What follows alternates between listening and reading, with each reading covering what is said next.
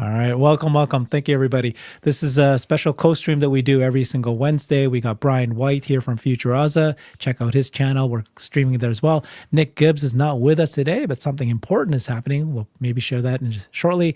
And then we have special guest here today is Brian Wang from Next Big Future. Thank you so much for joining us. The two Bryans. How do I refer to you guys? We discussed this before. We determined I'm the evil twin because of the facial hair, but you can call us both Brian W. or the future guy. So Yeah, they're both the same. Future outside, next week future. Yeah. Okay, well, there's a. Okay, I'm always on. You're always white. Yeah. Right.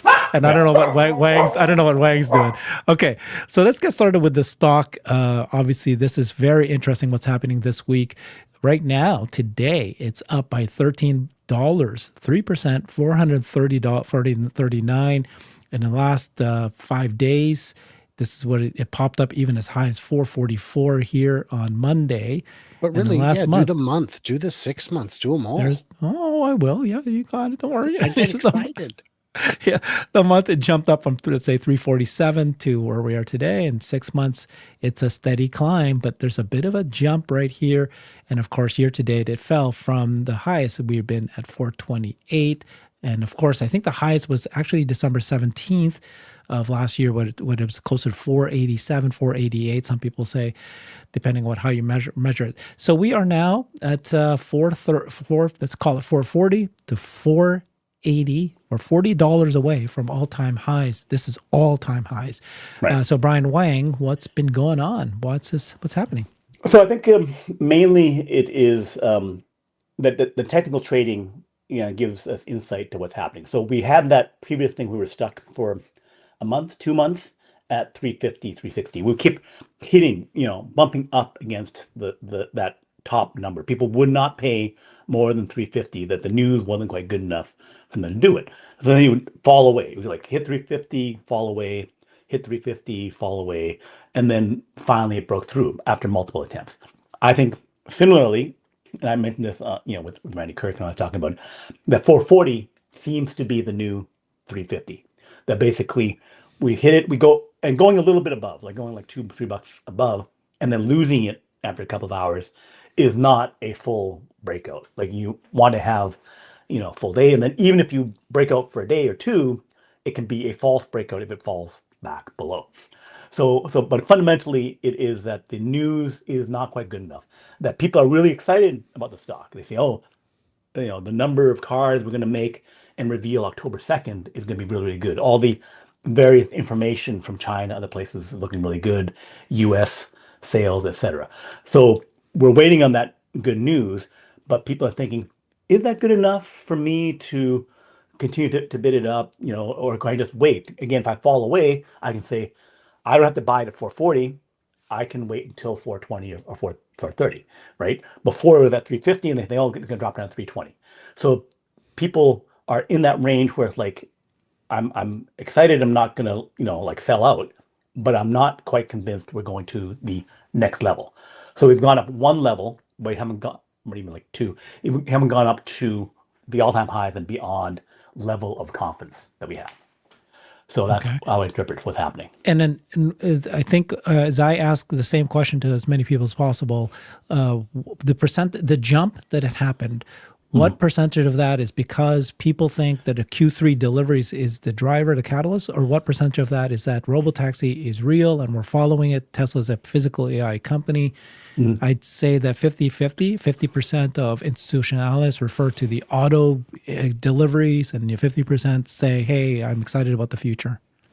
I think actually there's some other things that were pretty big in getting it through 350, which was Elon buying $1 billion worth in the open market, which was the biggest signal of a CEO buying his own shares, I think, ever. Like in open market purchase, that was like the biggest one ever. So that was a huge signal, because that's in terms of like stock analysts, it's like, is the CEO committed? Is he signaling that he believes in the company? A monster signal is, I'm buying $1 billion worth, right? So I think that's a huge deal. And then the general thing is, on some of the operational side, the car stuff is looking pretty good. Whether it gets to 500,000, 490, 520, it's up again to better levels. It's not deteriorating, right? And then we have the potential of compact Y, stripped down Y, other things could kick it up. And then floating there for December and Q1 is potential launch and ramp of some volume of cybercaps, right? So that car stuff is looking good, energy is looking good. So there's no, and then Robotaxi is looking good. Again, exact month is unclear, but we seem near. So there's no, yeah, go ahead. Oh, well, I was going to say there's, the old adage, don't bet against Elon, Yeah. but that's not enough. Betting against him is a very small thing to do. What if you could bet with him?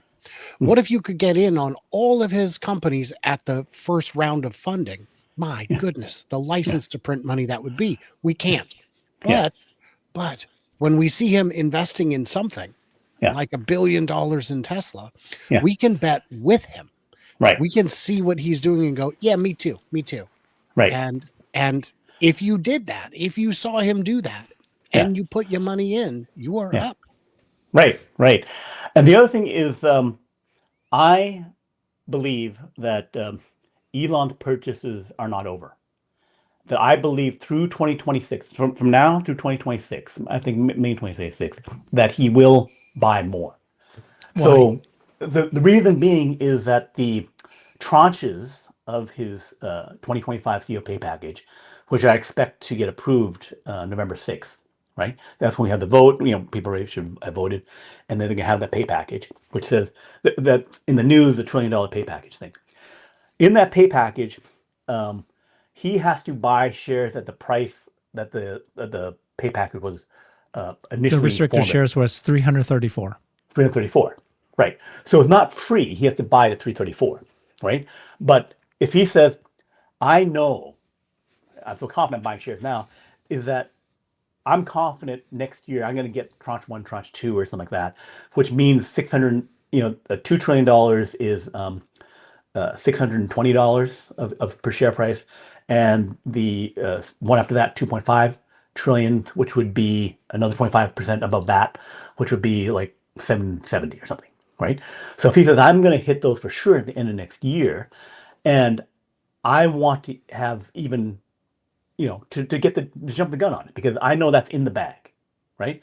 So then I could buy more now, and one that gives me at a price not that far off from 330, right? Relative to the logarithmic thing of it, I'm going to send it to triple or quadruple, right? So me getting it now, and he has extra cash available because him doing fundraising rounds of XAI, $200 billion valuation, raising some money. So he could be paying, divesting himself, like going from like 60% down to 50%, 10% of that. Some of this dilution, some could be him actually using it as a piggy bank to cash the money out. So he's building. The other thing is that he can just take his SpaceX and XAI shares and then, or Tesla shares, and then get loans against them at a very conservative rate of like 10, 25%, right? So he can have a lot of cash. And then if he believes, hey, I want to get not just 33% share ownership, if all these things come through, up my 13, 14% now, is that if I'm going to front load over the next 6 years, I should do it in 2026 before I send it on epic run, right? So, and if I got cash, and unlike say before, when like 6, 7 years ago, Elon was more cash poor and could only buy $10-50 million. He can load up with 50 billion in cash and then do that. The other massive point where he could get a huge amount of cash would be if he IPOs Starlink from SpaceX, say the end of next year. Then if SpaceX right now, the $400 billion goes up to 600 billion to $1 trillion as they build up Starlink. And he says, okay, now I IPO, right? He has 50 some percent. He says I sell off, 5%, 10%, right? On $1 trillion, that could be 50 billion to $100 billion, right? So then he'd have like loads of dry powder to do all kinds of stuff, which he said before, and I don't count him at that word, saying that he would, when he was selling off shares in Tesla, he said that he would reward shareholders and he'd buy back in. So him doing that would be a good thing. And also, as now going forward, because he has this pay package where he needs the market cap to be good, him buying dips and saying, I disagree. I think you guys have sold off too much. I'm going to buy in. It helps sustain the stock price, prevent it from going crazy, and put the kind of floor on it, which I think, yeah. So I think that is two reasons. I think your logic is sound. I mean, his milestones for his 2025 CEO compensation plan is market cap is the main one, plus all these operational milestones. So you want the market cap to hit 2 trillion. You want it to go to 2.5. You want it to go to all these market caps, so he can do that. And then $1 billion there for him is nothing, right? It's nothing. And it would be cool if he sold $44 billion to buy Twitter. He can put back, I say, hey, I bought $44 billion. Right. But also the other argument is he doesn't need to. I mean, he already has 15, eventually 29% of the company. These are tiny little, a little bit Billy here, Billy there, right? Yeah. And so your argument about he's going to make money out of this, that doesn't fly to me. I don't think that's such tiny little things for him, relatively. Right. Except that I'm going to, while I find a lot of the speculation to be very speculative, I will agree with Brian that if the market cap is an objective, then controlling wild downward swings is a big chunk of it. And if he's buying it at what he considers a good deal, knowing that it's going to go up, that is also taking more shares out of the float, which also prevents downward pressure. Isn't it great to have Elon actually aligned to try to get the stock going up? Yeah. He's on fire this whole week, and he's just he's making things happening now. I mean, not that he hasn't doing that. He's obviously been doing that, but boy, it's great. Mm-hmm. Yeah.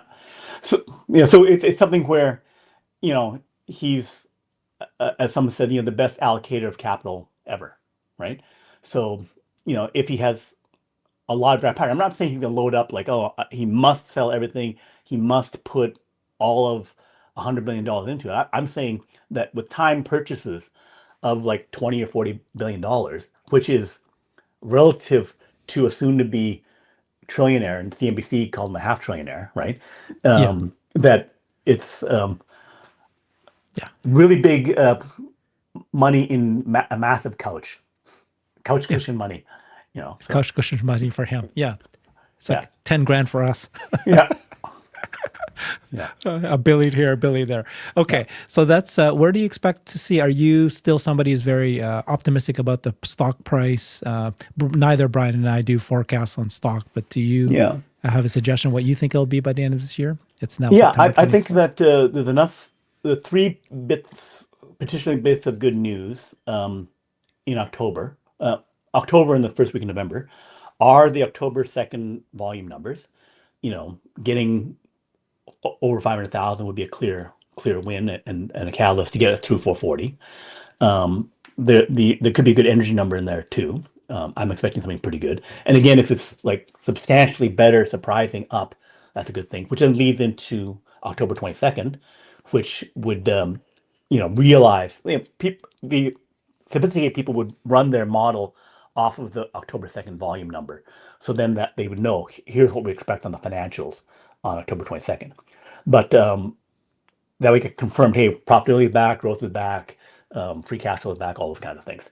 But then October 22nd, the actual call, as Simon Hale has mentioned, is that the BlackRocks and the other big companies, they listen to the tone of the meeting, right? Not necessarily what is said, but how it is said, right? And I cannot see how that tone cannot be a super party. That basically Elon's super happy, the thing is coming through, Robotaxi is close. I cannot see him being depressed on that call. So then that would be a good sign. And then we'd be a bump up. And then November 6th, same deal, annual meeting, again, a happy call. He'll have gotten his pay package. He'd be saying, "I love you guys for giving my pay package," all that kind of stuff. And Robotaxi so close, on and on, right? So those would be three positive things. And then leading into the end of the year for Q4, the numbers on the cars should not be a disappointment. We should have another 500K because of overflow of the sold 700, 500 tickets for the first month. China numbers looking good, firmed up numbers in Berlin. So there's no collapse there. And then you have the general end of year stuff, right? So again, there's no fleas or whatever, on the stock name, right? So then you always have the positive of, do we release the Kraken on Robotaxi, right? That's the question of, like, do we get to thousands of cars? Do we pull the safety drivers? FSD 14, do they come out? Is it so supers and all that kind of stuff? So seems like we have solid execution, so the floor can't be that bad. And then it's just, do we hit it out of the park on something to get us going crazy? And my view is yes, that Robotaxi is coming. Just a question And of what when. is your number? So my number would be 600 by the end of the year. Although Wow. it could lead to, again, the January 2nd, January 22nd. So my wiggle room would be, if not end of the year, if we're still 500s, that we punch through 600 clearly by third week of January, because we'll have the two events. Volume number for Q4, which I'm assuming to be good, and then a good Q4 call. And then if Robotaxi happens in a big way, then we can go even higher, that we can go to 800 to 1,000, based on how good that is. And so it depends upon, how much are they really going crazy on it, and did they do something like those other two things, Cybercab release December or January, and the compact wire, stripped down wire, something like that. Those would be also things that, if they do get realized, people are anticipating it, but again, only we are looking so closely and saying that's going to happen soon. The rest of the street is not assuming that's going to happen. If they do think it's going to happen, it's going to be slow ramp, that kind of thing. So a question I would have, I agree entirely that if we see wider Robotaxi with more vehicles, if we see Robotaxi without a chaperone or hitchhiker, if we see Cybercab, for sure, things could go a little crazy.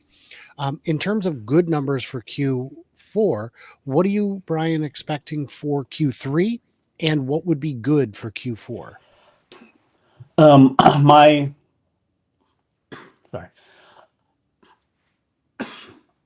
My range on Q3 is 490 to 515 or so, and my over and under is about 500 to 505. That's my rough expectation based upon what's happening in You're China. very bullish. Over Yes, I'm very 500. bullish. Yeah, My gosh, over 500. All right. over 500. Yeah, that's what I'm thinking. But again, because I'm 240 in China, and I'm expecting really good numbers in the United States. So the relatively known numbers are the China number, and it looks like we have a pretty good peg on the Europe number, because Europe is just a bit over the 52K they did in Q2. So it's like 55, 60. Again, not really material, but not a cratering.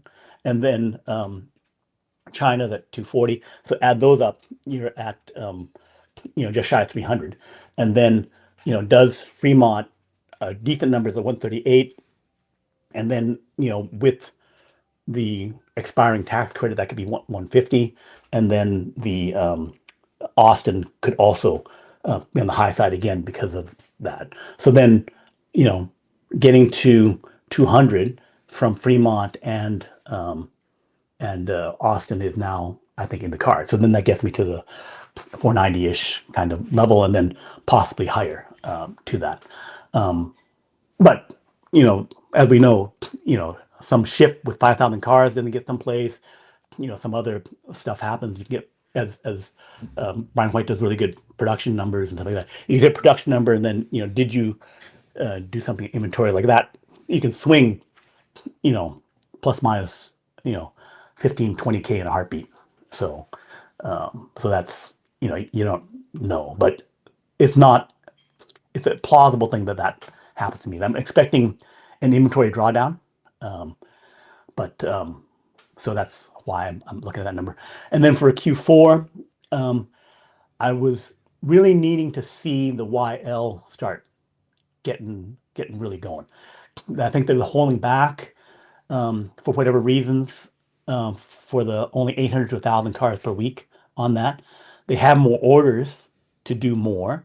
They can make more, but is it because of some operational ramp thing? Like they have reasons why they haven't unleashed it. But I'm expecting that to go a lot more. So, if it was only 1,000 per week all the way through Q4, that's only 13,000. That would be a huge disappointment to me. And I'm expecting that to go to, I would be really disappointed if it didn't average 3K a week, which would be about 40,000 for the quarter. And I think it should get to 5K a week, which should be, about 60 with a 5 times, something like 60 some K of cars, which would then, ensure a really solid going from 240,000 production at a peak in China to up toward 300,000. And there have been months where they've had like 95,000. No So cannibalism? I'm expecting the cannibalism to cancel out and stuff. So I'm expecting, to be I'm talking about net numbers on it. There could be some cannibalism, but I would think that they could make more, that they will still hit towards whatever the Wow. peak is. You're very bullish. So, I'm well, very I'm bullish. I again, I love to Gosh. push back on Brian Wang's more optimistic things, but I can't on this one. I agree with you on YL. There is maybe a specific part that is in short supply that they have not been able to fully ramp. I agree with you that demand for it is higher than it appears from these just 3 weeks of sales. Yeah. It takes time to get things from the factory to the customer. And 3 weeks is not enough time. We don't know how many they've actually built. I assume they've built quite a few more than the 3,000 that have been delivered. Yeah. In Q4, I'm with you. You said 40,000. I'd say 30 to 40,000, and I won't be disappointed. Over 40,000 would not surprise me at all. And to answer your question, Herbert, about cannibalism, I'm going to agree with Brian on this too. I think, sure, there are plenty of people who would buy a Y, who will now buy a YL, but we've got so many export markets from Shanghai that can take up that slack that I'm not concerned about it. I think it'll work out. And if there's one thing we know about the Shanghai factory, it's that they can produce.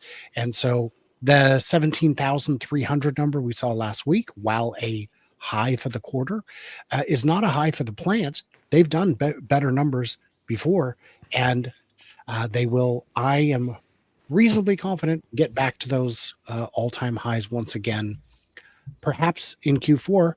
And also worth noting for Q4, it's a historically strong quarter. Q4 is good for car sales. Q1, well, that's where the whole industry slows down a bit. But I am, hopeful for Q4.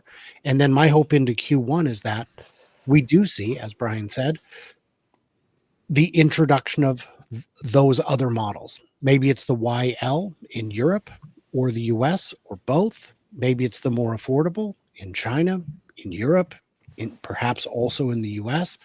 And all of those can hopefully go after a little bit more addressable market, especially with the 7,500 going away in the US, slightly offset by the 0.25% rate cut, which will improve affordability. But Tesla certainly can't cut 7,500 out of the price of their car just to make it even to what it is today. Tesla doesn't have 7,500 in margin.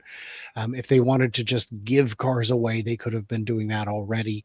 I think I am certainly optimistic for Q3, not as optimistic as Brian Wang.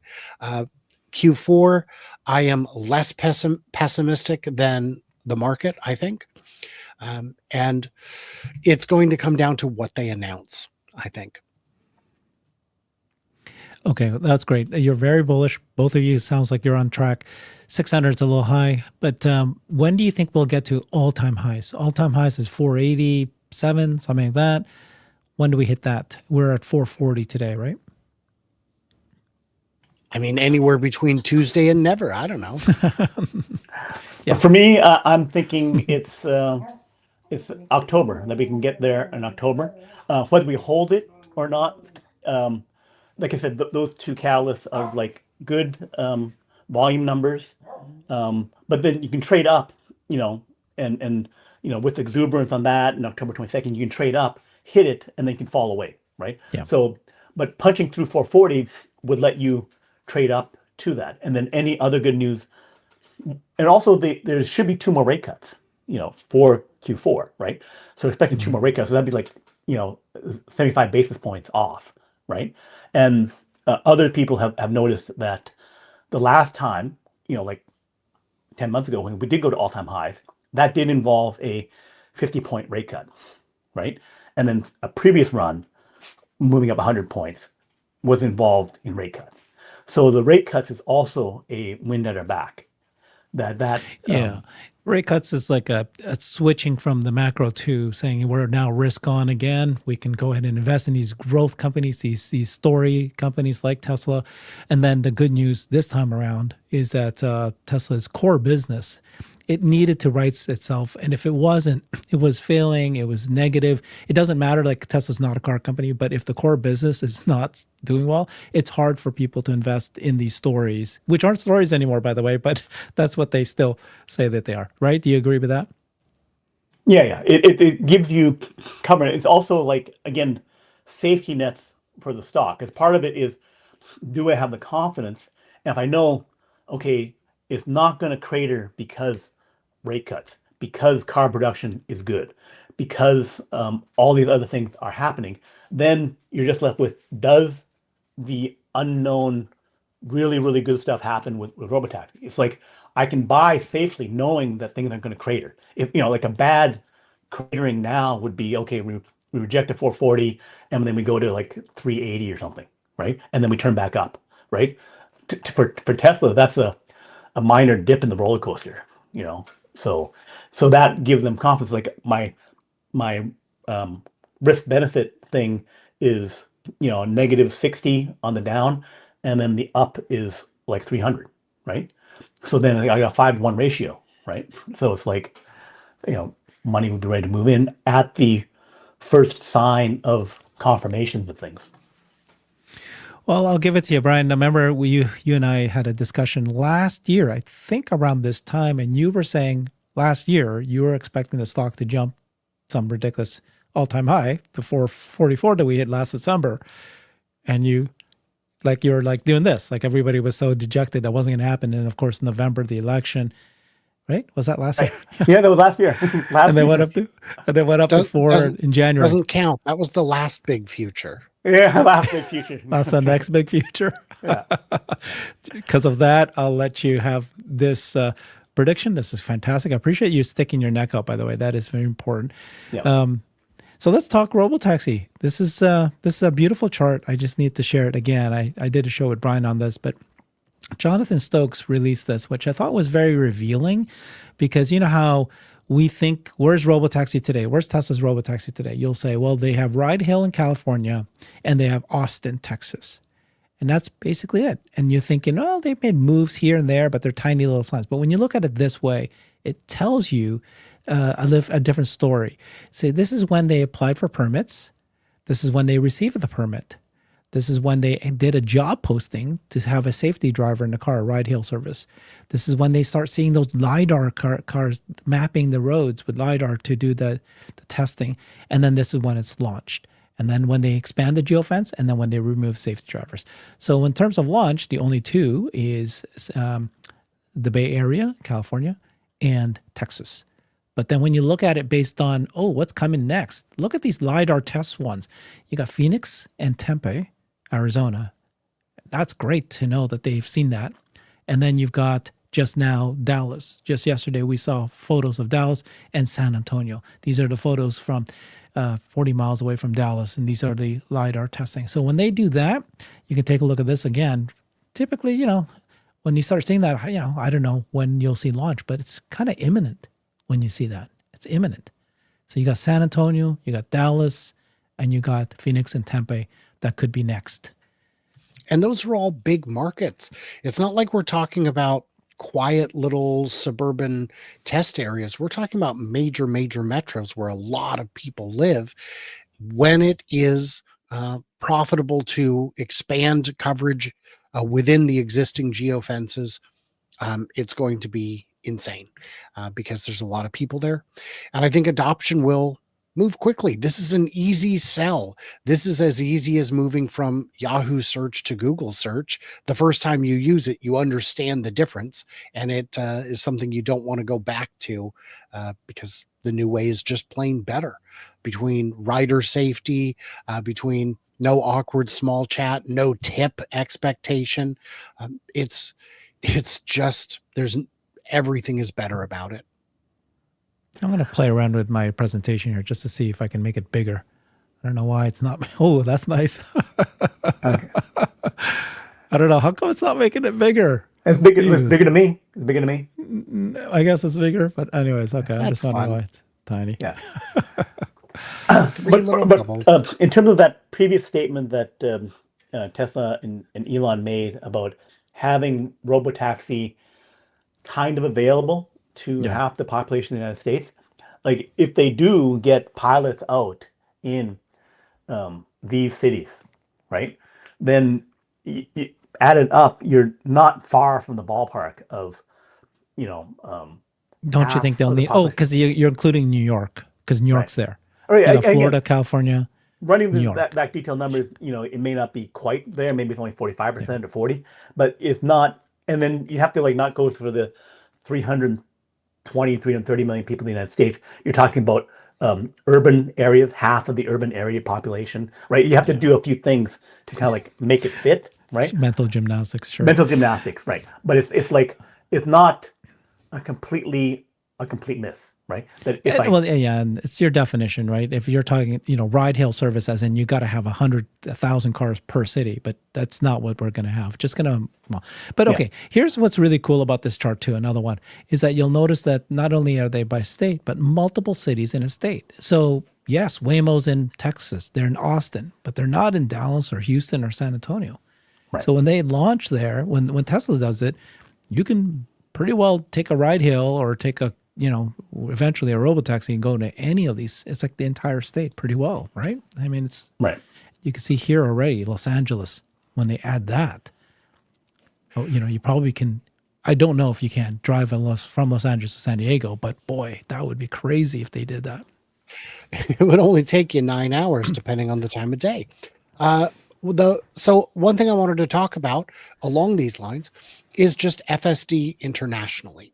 In Australia, they have announced that soon you will be able to purchase the subscription rather than the full retail cost of it up front. The retail cost is a real bar for entry for a lot of people.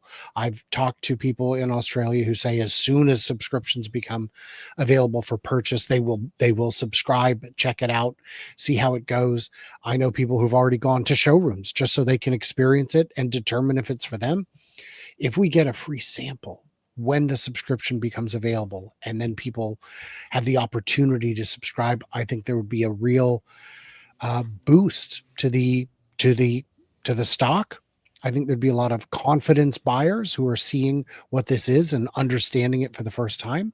I think we would also see a lot of revenue coming in, which all counts, unlike the FSD revenue from a sale where you have to defer it and only count part of it until it is complete. Subscriptions count within the month. Last year I was talking with Jan from Tesla Fix, and he was saying, Brian, you don't understand. In the US, you have all this confidence because you have the Cybertruck, you have FSD. Outside in Europe, we just have the 3 and Y and autopilot. It's not the same.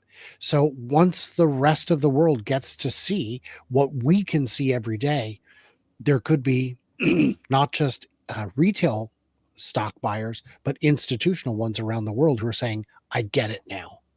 Thoughts on that? I agree. I mean, I think that, okay, I'm just looking it up.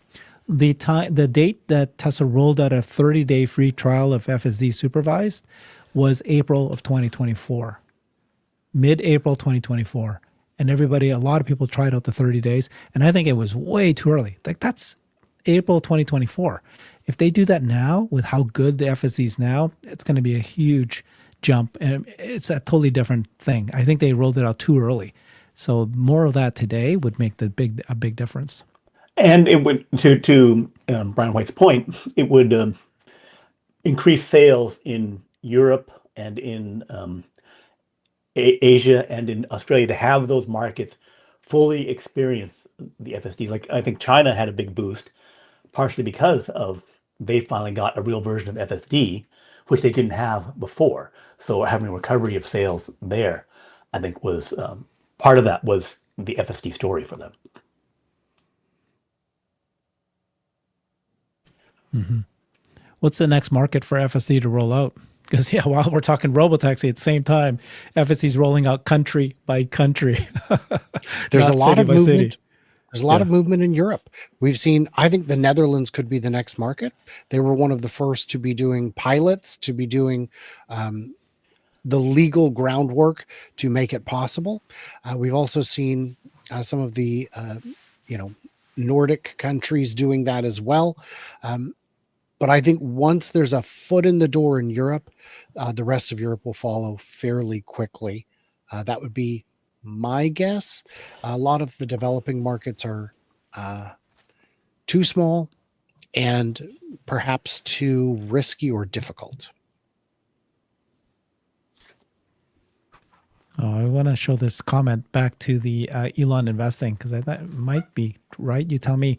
He's saying when Elon invests, he's not just showing strength and support for Tesla. He's also taking liquidity away from the stock. It's like a buyback. True? Yep. I would say so. But again, it takes it out of the float. It's not a buyback, but considering those shares are locked up for his lifetime at least, that would be, and even beyond that, I imagine, if when he dies, it would go into a trust of some sort where it would be very, very slowly doled out rather than all at once. Two major stocks that have had a version of that are Apple, which constantly does share buybacks, even though they've had like only 10 to 15% growth. Weak growth for a big, Mag 7, big super stock. And then they made up for that by $600 billion of stock buyback, just insane amounts of stock buyback, and then reducing the float. And then Oracle, over the last 20 years, has done a lot of stock buybacks, as well as issuing shares to for CEO compensation to Larry Ellison. So Larry Ellison went from 20% Oracle to 41% Oracle over the course of 20 years because he picked up a percentage every year. And the stock went up, I think 5-10 times over that period. So a constant draining away of the float gives the CEO more, depending how you do it, whether it's via compensation plan or whether I don't think anyone has had the kind of money to do serious buying of their own shares. It could have to be a smaller company, not yet to a big point, but then you don't have other CEOs who have $170 billion in Tesla valuation, $165 billion in SpaceX, and $100 billion in XAI. So you have another guy who's got like 3 mega corporations, and that one they're all going to go bigger. They each become multi-trillion-dollar things. So the amount of financial firepower he has is just like a unique thing that you don't get to see. It's like a triple John D. Rockefeller. But keep in mind, he's not stopping. He will be building new companies. He's not going to stop at 6. Yeah. Every couple of years, there'll be another announcement of a brand new company. Mhm. So he'll need that money for those reasons as well. But those companies don't need huge amounts of money because, as we were discussing with the always bet with Elon, when he creates a new venture, everyone's excited to get involved. True. But If he, XAI needs a lot of money, though. well, XAI is a larger machine than anything else. I mean, it could gobble through more than SpaceX did in its early days. But the equation is, once you've got the good engineers, the good algorithm, then you've got to brute force it, and that's just money. You just need money to do that. But also the Musk economy of these companies, the way they interact, that um, XAI, talking about, he's saying, Grok 5 could be AGI, and Grok 5 comes up before the end of this year. So in terms of the valuation, that one, if it just clearly gets ahead of OpenAI and Anthropic and Google, OpenAI raised at 300 billion, and it's talking about raising at 500 billion. So if you pull ahead, instead of being only 200 billion, then you can go to 600 billion or a trillion. It's kind of like the numbers on the valuation of the AI companies is crazy, and it's based upon who gets to AGI, artificial general intelligence, who gets to super intelligence first. So as insane as it could be, as world changing as it could be, it's kind of like, if it happened, Elon's saying it's a, not for sure, but a significant chance that it happens, then, and that's just by the end of the year, he's going to complete making the bigger Memphis, Colossus 2 data center, from 500,000 ships up to 1 million plus in 2026. So then they still have all of that time in these rapid cycles to do something. And having that, if he does have the best AI in the world, it will be some, and we could vote number 6 to buy some, Tesla buy some XAI. So it's No, going no, to not be number 6, dude. Number six? 7. Oh, it's number Please 7. Sorry. do not say number 6. So Okay. this is the list here. I want to ask you, Brian, how are you, or if you're willing to share, how are you going to vote on number 7, which is giving Tesla authorization to invest in XAI? Yeah. This is the list of proposals. All of us who are Tesla shareholders, you should already have been receiving emails from your broker. You should have one email per account that you have that has a control number. You can click in and vote already. If you haven't received it, just wait a few more days. But most our brokers are already sending it out to us. But this is Alexander Mertz, how she's going to vote, but she gives you the page number so you can go and take a look and read about these proposals. These are the ones that the Tesla board has recommended. Please vote on favor of whatever the Tesla board wants, because that is what's good for the company. But of course, there's this 2025 CEO Performance Award. That's critical. Number 4, vote yes on that. You've got to vote no on number 6. That's our recommendation. You can decide for yourself. But boy, if you change everything to 66.66%, then nothing we ever want can ever be voted that way, and it won't work out. So, it will allow activist shareholders to come in and have real control of the company as well. So we don't want that to happen. But number 7 is authorization to invest in XAI. We don't know the deal terms.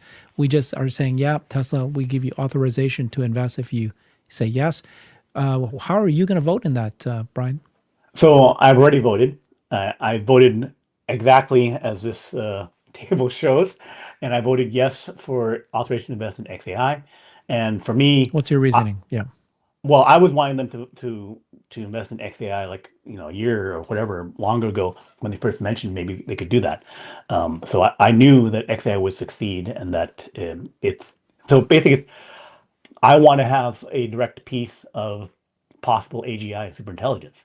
That people say, well, we already got Tesla bot and stuff like that, but it's like superintelligence is pretty darn important, and we don't have a direct financial thing. We kind of an indirect kind of thing, and I want that to happen. And the other reason is that because of the fact that they're separate companies and things are kind of moving around, I would, by having some ownership there, there's no kind of like no lawsuit about, hey, you gave chip from Tesla over to XAI, because you're not building them in your data center yet for Tesla, so you're building it over to XAI. So that gets that off the table because, hey, well, we own piece of each other. It's all good. We're all part of one big happy super conglomerate. So that is another reason. So one, I believe it has a significant chance of being the one to develop superintelligence, and I think that that is insanely valuable, and that I want to have more piece of that. Yeah, Brian, what do you say to the people who are saying that actually Tesla has a chance to create the superintelligence? In fact, the reason why Tesla does is because they uniquely, no one else except for the company Tesla has access to real world data. This is like all the videos from all the cars, but now soon all these videos coming from these bots that are out there capturing that data. That is the data that none of the other LLMs have access to, the multimodal models out there, and Tesla will have it. And so if Tesla has that and embodied AI, the physical AI is what's going to create AGI, a superintelligence, not these LLMs that are sitting inside a computer. And so in some cases, well, maybe Tesla's the one that's going to create a superintelligence. Do you agree with that? So again, it's all part of one thing, that you have super intelligent robots as well as the digital brain and various aspects of the digital superintelligence, that I don't want to split that up. I want all of it. I want the superintelligence of the physical Tesla bot, and I want the superintelligence of the digital side, right? So the fact that I have a big chunk of it is not enough. I want the whole thing, right? So that's why, because again, how it splits up in terms of like how much value falls here, how much value falls here. If I got both parts, then I don't have to worry about it. It's like if it falls over there, I got it. If it falls over here, I got it. So yeah. Yeah, I think Elon wants Tesla to vote in XAI because you saw in the last earnings call he interrupted when the CFO came out and says, "Oh, that's not appropriate for this call." He interrupted us. The shareholders have to be the one to submit a proposal.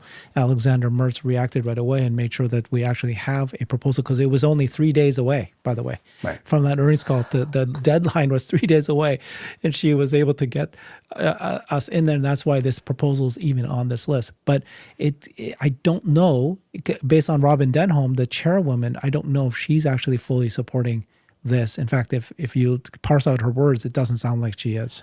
In the actual voting thing, which I did, they say board recommendation. On the board recommendation on this, they have a no recommendation. They don't say no. They don't say yes. But they have to say no, because if they said yes, then it opens up for lawsuits because I think that there's, because Elon owns both companies, so they have to kind of like, the board has to say, okay, no recommendation. Do what you want. Yeah. It's up to you shareholders to decide this, and then they get passed through all these potential legal issues that, yes, we are fully aware that Elon owns XAI and Elon has a significant chunk of Tesla, and we still want this to happen. Right? I think that that's what's happening there. Yeah, that makes sense. Yeah. But I voted for it. I want it to happen. I think it'd be great. Yeah, I was curious what you thought. Yeah. I haven't voted yet because I haven't gotten anything from JP Morgan, and I'm sure I could log in and check if it's already there, but I've got a little bit of time left to do it, and not much time today. I'm very busy, so I will get on that. And I haven't researched all of them to know where I will be diverging from the recommendations, or if I will be, but I do think it's important for everyone who has shares to vote, even if you disagree with those recommendations. It is your right. It is your privilege. It is the reason that the shareholder structure exists, is so that you have a voice, because you, along with Elon Musk, own like 13% of the company. And that's not something to overlook. I will say, I'm about 30 seconds early, but when this show ends in just 10 minutes, there will be an after show. If you're watching this on my channel or Herbert's channel live, it will redirect to the after show. If you're catching it on the replay, it will not. You can just go to my channel and find it there. Maybe I'll put it in the description if I remember, where I will do my best to answer as many of the questions, concerns, and comments that came in during the show. Brian Wang, a pleasure as always. Good to see you. My slightly less evil twin. And talk to you guys in a bit. So you're both evil. Okay. Yeah. I got that just now. I just got that now. Okay. All right, slightly less evil. Thanks, Brian. We'll see you there. All right. Well, so Brian, you're very bullish. You're very bullish. A little bit, all these things have to happen in order for this to happen. Which of these catalysts that you've mentioned are you least likely, the one that you least think that they can accomplish? Like could go sideways. Do you think, are you that 100% confident in FSD 14, 100% confident in Robotaxi, 100% confident in the new more photo vehicle, those kind of catalysts that you've mentioned? Well, the thing is, the rollout of Robotaxi can go sideways. If we have an accident, statistically, it can happen. It's something that is, it's not perfect. So that would be potentially a huge pothole to hit where suddenly, the stock would take a massive dump, right, from that. So that's something where it's a two-edged sword, right? That pushing ahead when they're ready is important. And that can be something that could then shoot it up. But then in terms of like holding those levels, if suddenly there are accidents, especially if someone died, multiple people died or something like that, that would be a huge setback. And that's what Tesla's trying to avoid by being extra paranoid cautious right now. And so that's where everything can go badly. Other thing that might not happen would be, Cybercab could be delayed, into Q2 or something, or even beyond, right? Like they're saying they want to get up by the end of the year, but that could slip. They said they were going to get up FSD 14 out this month, and then maybe, Elon said that maybe that doesn't happen until, he didn't say it specifically, but he's saying at the All-In Summit that would be done over the next few months. So that mean that it comes out and then starts rolling out and takes a couple of months, or does that mean that they don't start rolling out for a month? It's unclear what's happening. So delays on these things could happen at any point. Yeah, I think the way we interpreted that, Jeff Lutz, is that they'll release FSD version 14, but there'll be many different point releases afterwards. And so when he said FSD 14 will be rolled out over the next several months, that could be the way you interpret that. Yeah. As opposed to saying it's no longer going to roll out this month. Because right now we're hearing that employees are testing this pretty good, like not validated, but it's not just a rumor. That Tesla employees are actually testing FSD version 14 now. And then there's a new rumor, Omar was saying that he thinks that they're trying to get FSD version 14 out before the shareholder meeting, November 6th. Kind of makes sense, right? But again, they may not rush it, right? So who knows if that actually happens. Right.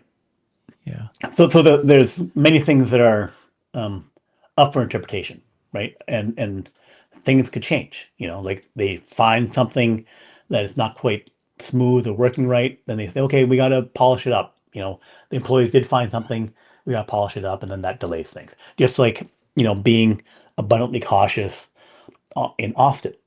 I would have been, if you said, we would only have 20 or 30 or whatever cars in Austin in September, and we're talking in June, I would have been really, I'm surprised. I would have thought you had more. And then especially if you increase the service area 10 times or something like that to like 300 square miles, and then it's still so small in terms of the number of cars, I would say that makes no sense at all. But, here we are. So, so until it does happen, which goes to the point of a lot of the institutions and stuff are waiting for the clear signal. They're saying, I want more. It's all looking good, and so we're hanging at 440.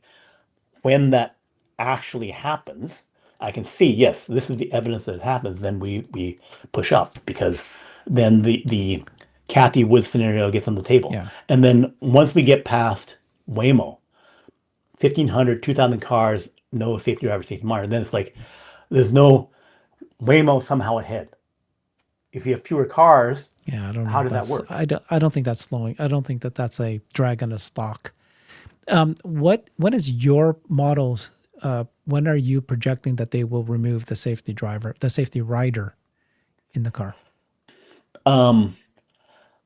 I'm thinking it's connected to FSD 14 going really, really well. That they would merge the Austin software with FSD 14, and I think that takes, assuming They could you're, they could be doing that now. they could be doing that now, right? But I think it takes a month or two to Right. polish it up and get it tested out to do it. So then I would say, I would expect it to be over and under November. It could be as early as October, but I Very think bullish. November.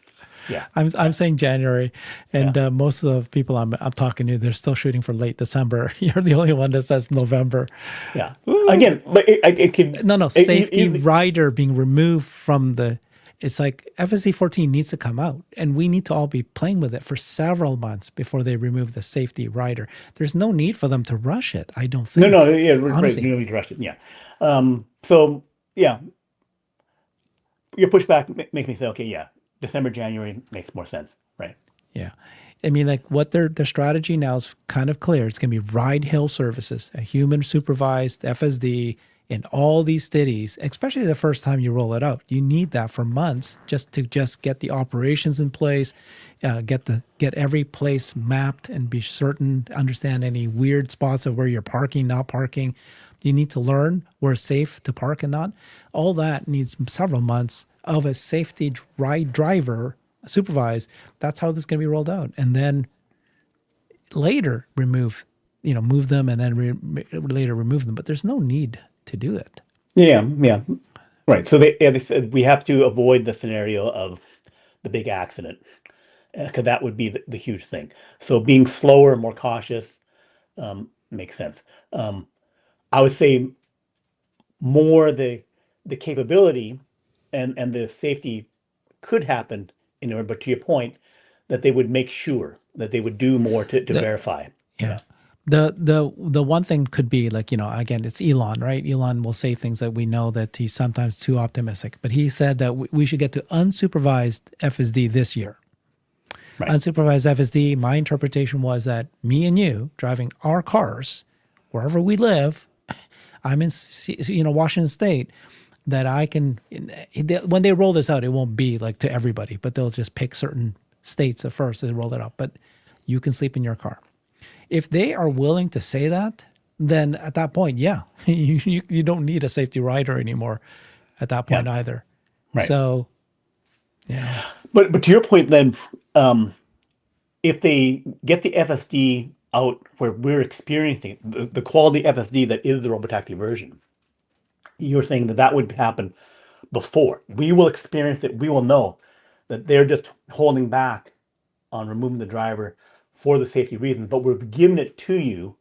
Yeah, so that, we're all. Yeah. Look what's happening now. I mean, that's what's happening now. I've had. I know people are probably tired of hearing me say that, but 7 months of no critical disengagements in 4 different cities across Canada and Portland and other places. So it's like for me, it's been flawless. And then wait till FSD 14. So we're already seeing how good this is, and it's just their reasoning of why they don't remove it is, I think, less about safety and a lot more just about, of course it's safety, but it's a lot more about operations, and they just want to make sure they got every little edge case nailed. Because that's what Elon was saying, right? It's like you got to drive 15,000 miles to have one human driver's experience. You need to have like 100 of those, 1,000 of those. And so you need to, you have to drive for many, many, many miles before you can actually even know whether or not you're at the 9.9s, whatever you need to get to. So, right. Oh man, this is fun. I mean, everything's looking good. So everything looks like you're very bullish. Things are looking positive. I mean, even the macros turning in your way too. So I just just try to be cautious because we've been burned a few times now, right? We have been burned, right? But that goes to my theory of safety net developments, right? The Right. fact The that floors. the Yeah. floors, yeah, the fact that we got, dropping interest rates, the fact that the numbers, even if I'm wrong, if on the Q2 numbers, it's not Hmm. 500, it's only 480, right? The fact that it's well high and above the previous all-time high of like 479 or something like that, or in that range, it takes the sting out of shrinking car sales, right? It takes the Hmm. sting out. Although the bears will always say, well, that was just Q3, $7,500 tax credit going away. Let's see Q4, right? So, but it takes it weakens all the bear arguments of like why it's no good.